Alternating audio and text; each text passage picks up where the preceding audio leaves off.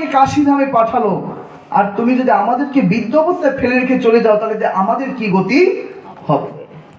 এখন না হয় আমরা কিছুটা করে খেতে পারি, কিন্তু একদম যদি বিছানায় পড়ে যাই, তখন আমাদের কে ভরণ পোষণ দেবে?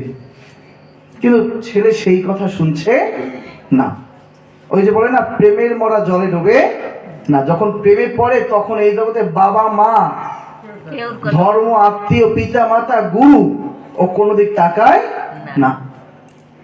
ভালোবাসা কোনো কিছুতে বাদ মানে না। তখন পিতা মাতাকে সান্ত্বনা দিয়ে তাদের চরণে প্রণাম করে তিনি চলে গেলেন পুরীধামে। কাশীধাম থেকে পুরীধামে চলে গেলেন। যখন পুরীধামে চলে গেলেন, তখন সেখানে মহাপ্রভুর কাছে গিয়ে পৌঁছালেন। মহাপ্রভু তখন গম্ভীরা লীলা করেন। যখন সেখানে পৌঁছালেন, তখন মহাপ্রভু রঘুনাথ ভট্ট গোস্বামীকে দেখে খুব আনন্দিত হলেন। রঘুনাথ, তুমি কখন এলে? প্রভু, এই তো এই মাত্র এলাম। বাহ, খুব ভালো হয়েছে। তো তোমার মাতা পিতা কেমন আছে? যখনই বলছে তোমার মাতা পিতা কেমন আছে, মিথ্যা তো আর মহাপ্রভুর কাছে বলতে পারে না।